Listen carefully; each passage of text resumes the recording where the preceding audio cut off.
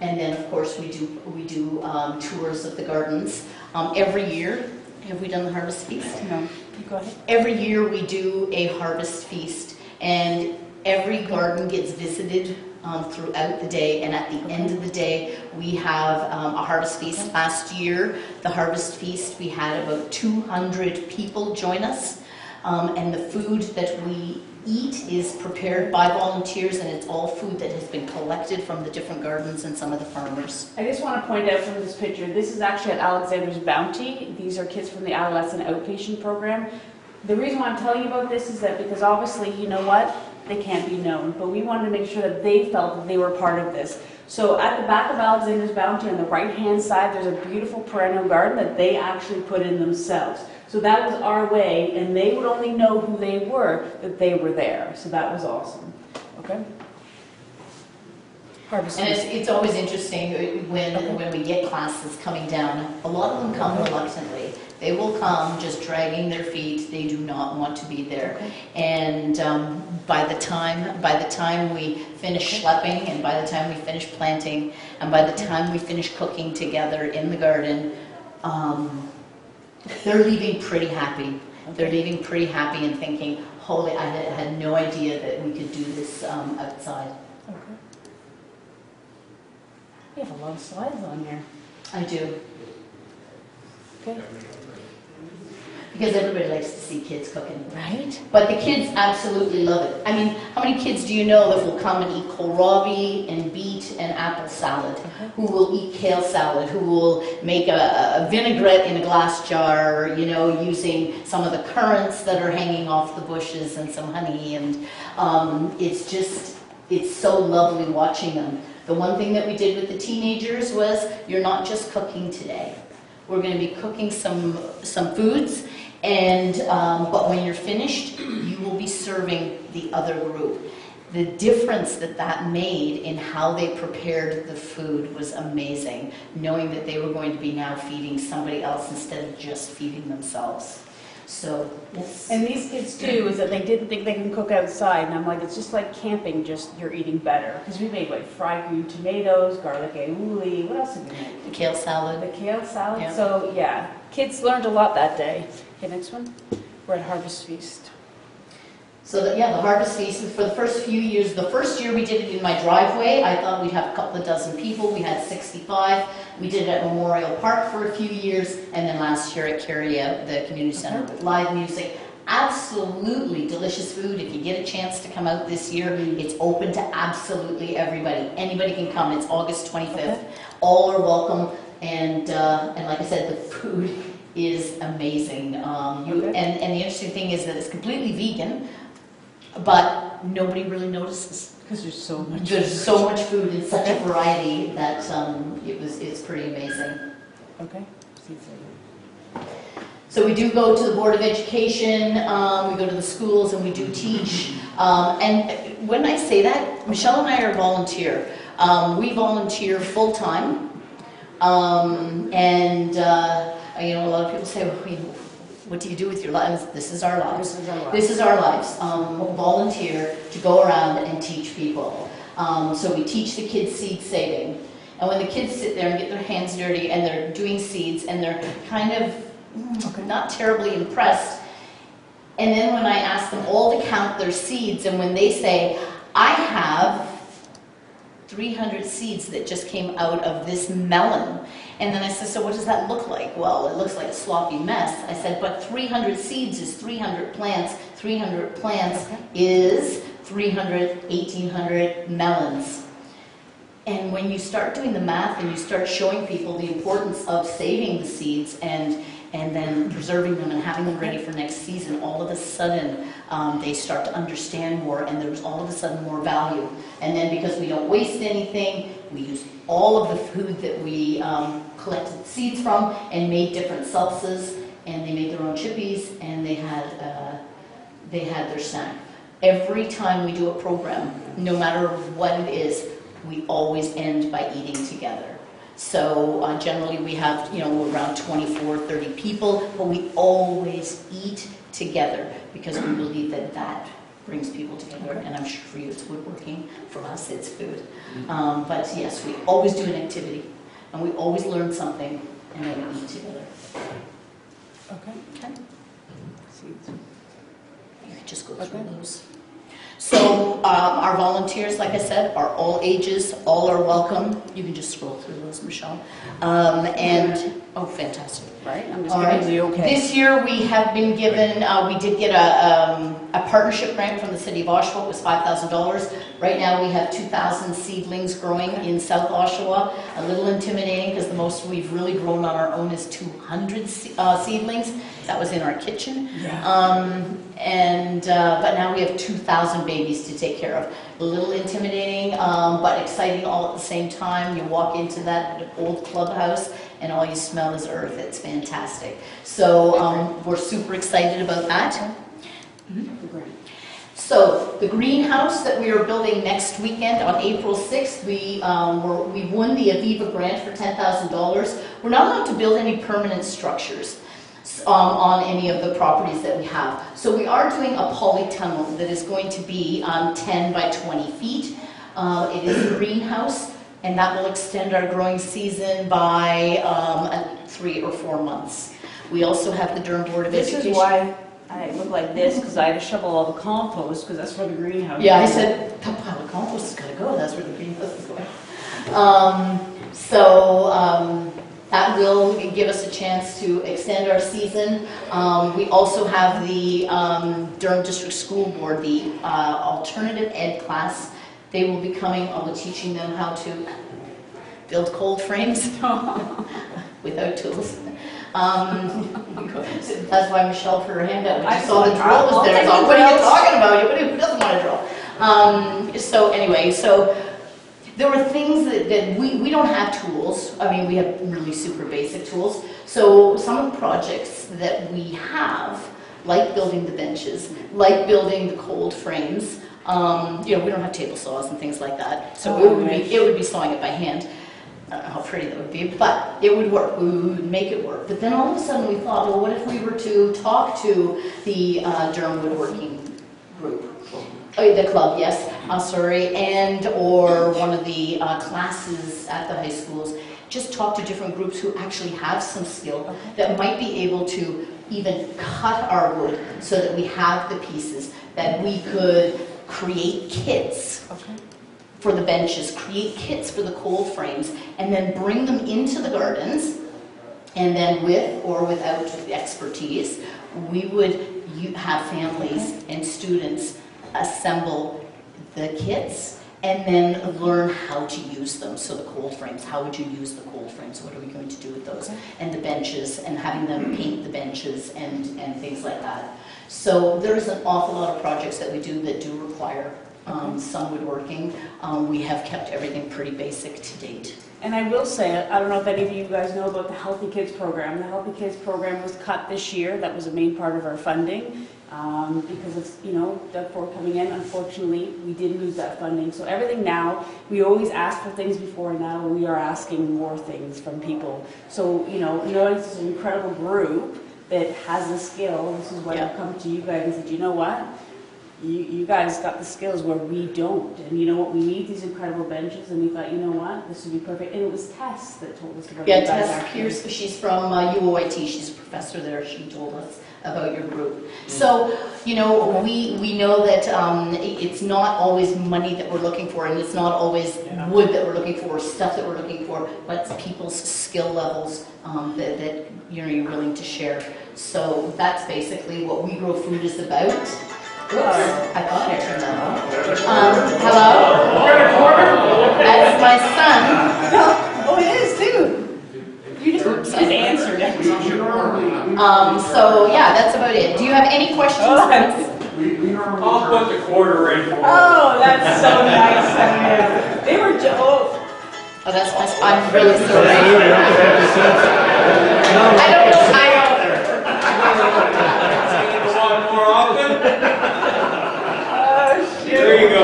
He never phones me, so I get all excited when I see his name. It's like. Yeah, well, that's an excellent presentation, and I didn't even know this group existed. I don't know how many people didn't know about it.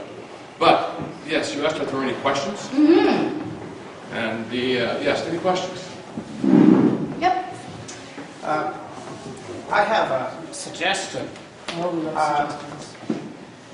If it had been a year ago, I could have given you a fair number of tools because I was moving.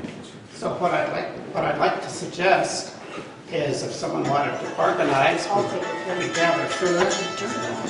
We all have a few tools that we don't need. If someone wanted to, in fact, I will help make it happen if someone wants to tell me exactly how to, what to do. But we've all probably got a few tools sitting around that these people could use. And I'll be happy to take a look in my garage and see what I can find that might have value for you. Thank you. Thank you, John. Would you be able to use any type of equipment like a tractor or something to move the dirt around rather than doing it by hand? If we had somewhere to store it, that's our, No, I'm just saying, like a one-off, yeah, just bring it over when you're doing something and then. that would be brilliant. Well, that tractor. Oh. You don't get to drive it, oh. Well, Sounds excited. But yeah, definitely at South Patch, because we do get, we get anywhere from, 50, 100 yards of soil being dropped off, and doing it all by wheelbarrow takes a while. Yeah, that's what I was just wondering. Yeah. Let's just leave that with me. All right, thank you, thank you. Anybody else? There's no membership required. We have toyed with membership. We don't have membership because a lot of the people who use the gardens, we could definitely not charge for membership because a lot of the families would not be able to.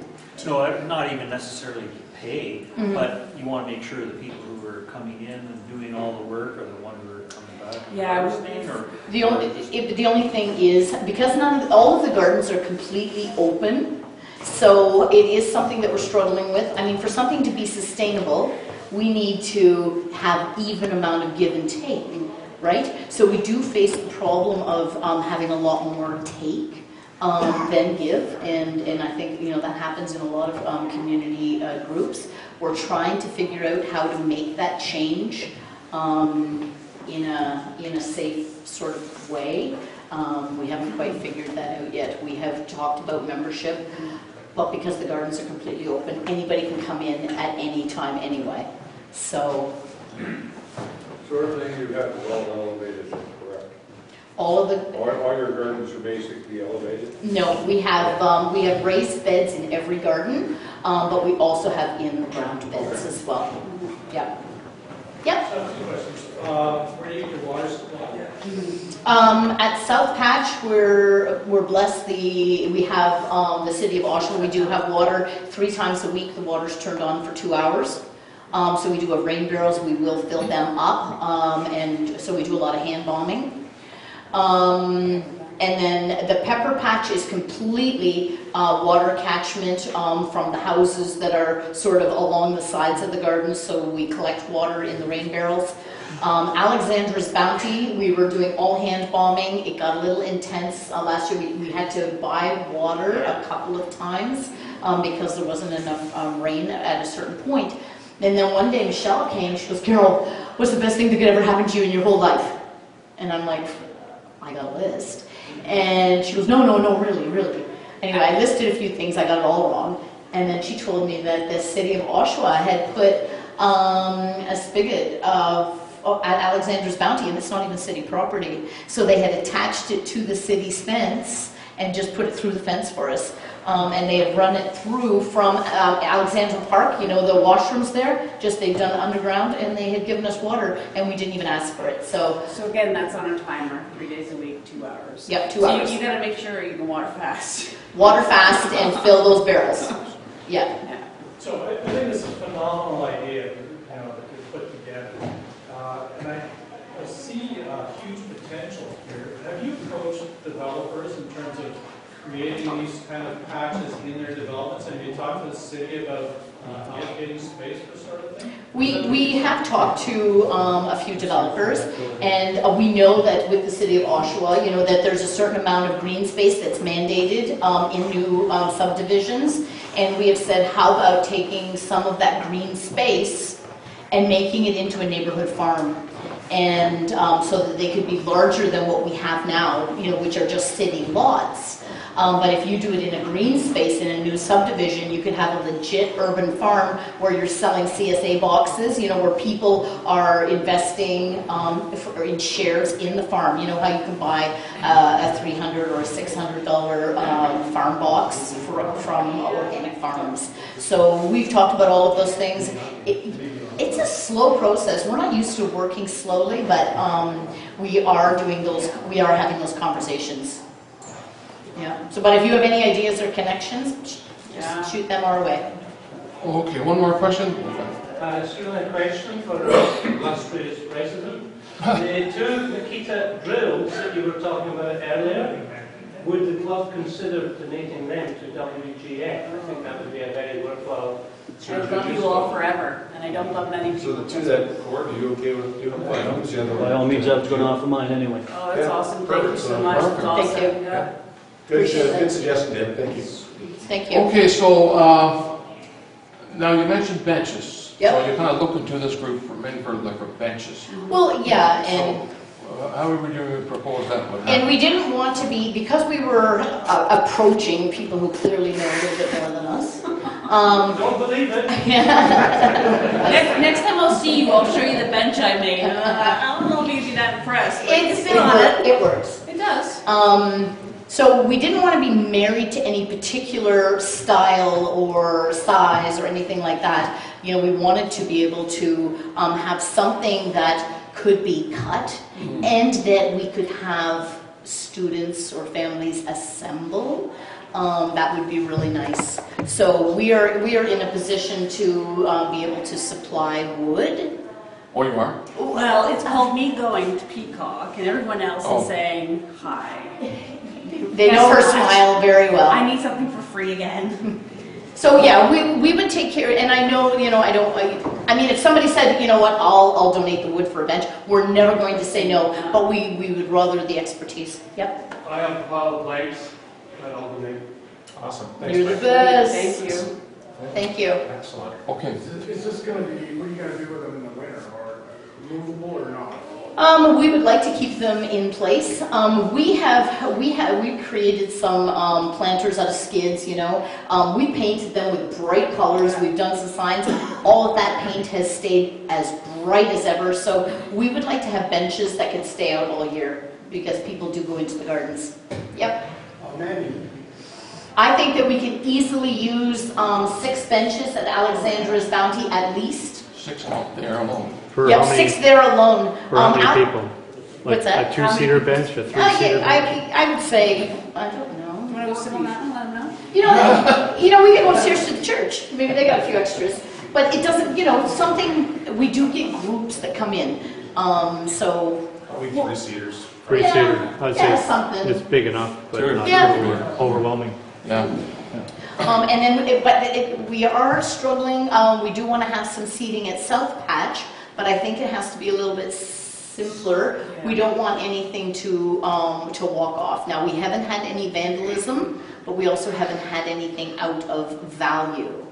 You And know. this is something that, you You know. guys are going to do great work. And they might So we're really just I'm want putting to a lot know. of faith in this, let's not get carried. So what It's not gonna be that good. What I propose is that we set up a team, Mhm. and we won't do that tonight, Yep. but we can get a team together, and then we can approach. Now, what's the timing? Like, Anytime. you need like in a month or? Well, What? our gardens, we're doing our greenhouse build April 6th, but we aren't opening our gardens until the month of May. So, but it can happen anytime. Okay. Can Okay. Can the benches just be stumps, and then we just put boards across? I've looked at those too. You know, it can be even that simple. Yeah. That stuff's relatively easy to come hold of, but people are taking trees down, and they don't, you guys got ways of transporting them. Oh, we'll find ways. Okay. Yeah. The city has a really good forestry program. You could just ask them when they're taking down like diseased elm trees, if they cut them to the length you want and let you. Well, we approach them when they're cutting down trees and they look at us like we're crazy. We're like, we'll take the wood chips. We'll take the stumps, we'll take the chips, we'll take, here's the address. So a few times are like, There are What I'm conversations. saying is ask them to cut some stumps in the length you want. And Okay. Yeah. The city is cutting trees all the time. Yeah, they are, yeah. Yeah, Maybe you can put in a good word for us. Perfect. there you go.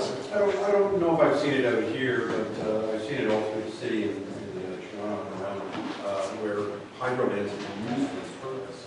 I don't know if that was something that you looked into. That type of property. Community gardens, Yeah, we've seen quite a few gardens that have used that type of space. We haven't to date had to use that space, but I guess we could. Okay, so I think this time is running out there. So thank you very much for Thank your you. time.